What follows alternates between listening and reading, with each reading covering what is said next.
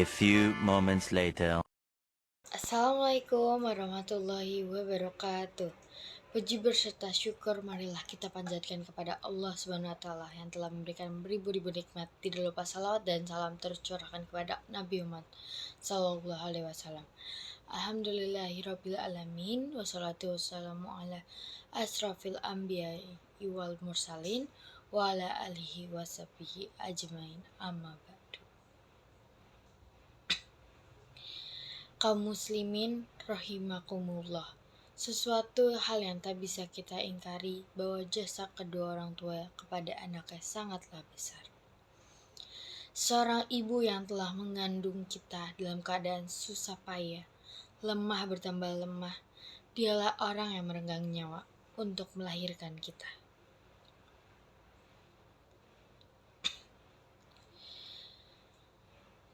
Kemudian ia merawat, menyusui, kemudian membesarkan kita sampai kita bisa menjadi orang seperti saat ini.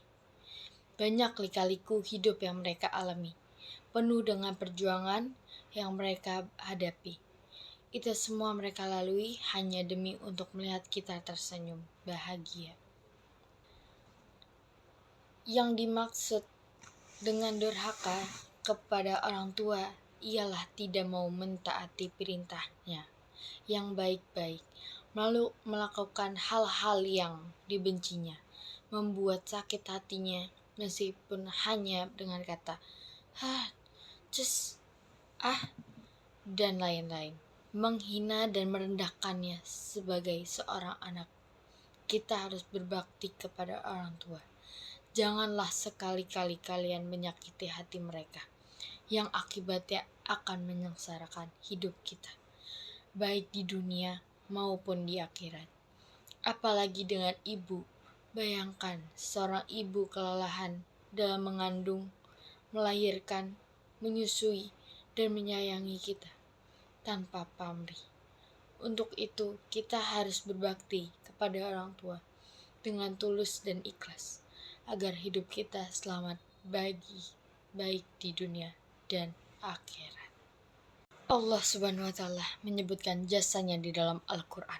Kami perintahkan kepada manusia supaya berbuat baik kepada kedua orang tua, ibu bapaknya. Ibunya mengandung dengan susah payah dan melahirkan dengan susah payah pula.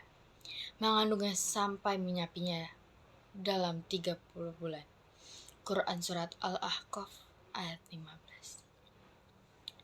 Begitu pula dengan sang ayah, tak kenal panas dan hujan, tak kenal juga letih dan susah itu. Semua ia hadapi hanya untuk mencari nafkah guna menghidupi keluarganya. Sehingga tidak heran jika kedua ayah dan ibu memiliki hak yang harus dipenuhi oleh sang anak. Bahkan hak orang tua kita tersebut beriringan dengan haknya Allah Subhanahu wa taala. Beribadahlah kepada Allah dan janganlah kamu menyekutukannya dengan sesuatu apapun, dan berbuat baiklah kalian kepada kedua orang tua, ibu, bapak.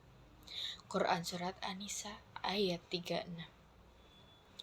Durhaka kepada kedua orang tua kita adalah dosa besar, sebab hal itu sangat bertentangan dengan perintah Allah Subhanahu wa taala.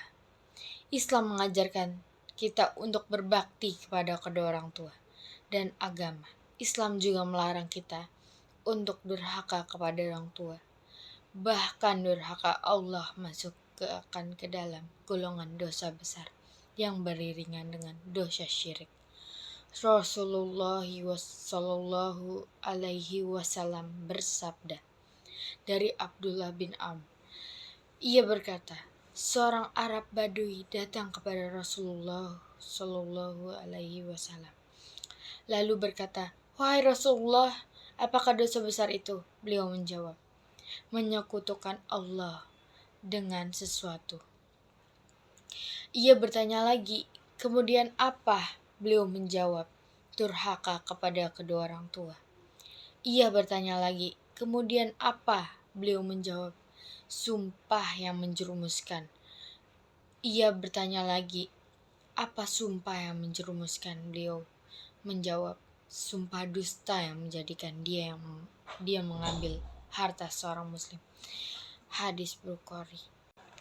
Kaum muslimin rahimakumullah. Dari hadis di atas jelaslah bahwa durhaka kepada orang tua itu merupakan dosa besar. Rasulullah letakkan di nomor 2 setelah dosa syirik atau menyekutukan Allah. Maka dari itu, kita sebagai umat muslim yang baik, jangan durhaka kepada orang tua. Sebab durhaka kepada orang tua, Allah balas di dunia, Allah segerakan siksaannya. Bahkan ulama mengatakan bahwa orang yang durhaka kepada orang tua tidak akan mendapatkan kebahagiaan di dunia dan akhirat, serta tak akan pernah mencium bau surga. Adapun perbuatan-perbuatan yang mencerminkan kedurhakaan kepada orang tua adalah sebagai berikut. Pertama, mengucapkan perkataan yang menunjukkan tidak suka, seperti kata atau itu. Kedua, mengucapkan atau melakukan yang menyakiti hati yang orang tua, yang menyebabkan keduanya menangis atau bersedih. Ketiga, beraut muka masam dan cemburut di hadapan mereka. Keempat, menghina atau mencela orang tuanya. Kelima, memandang sinis kedua orang tua, yaitu memandang dengan pandangan atau sikap merendahkan, menghina ataupun karena benci kepada kedua orang tua.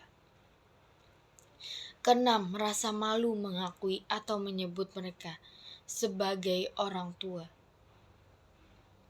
Ketujuh, memerintahkan kedua orang tua seperti memerintah ibu untuk mencuci, menyapu rumah, dan memasak, sedangkan kita sendiri mampu untuk melakukannya. Hadirin kaum muslimin rahimakumullah, dari ini dapat kita ambil hikmah bahwa satu kesalahan yang kecil pun jika itu menyakiti perasaan kedua orang tua kita, maka itu sudah menjadi syarat turunnya murka Allah Subhanahu wa taala. Apalagi jika kita mengambil sampai menghinanya, menyakitinya, bahkan memukulnya. Nauzubillah min zalik. Pasti itu akan menurunkan murka Allah yang jauh lebih besar. Demikianlah kultum singkat ini, semoga dapat bermanfaat. Wassalamualaikum warahmatullahi wabarakatuh.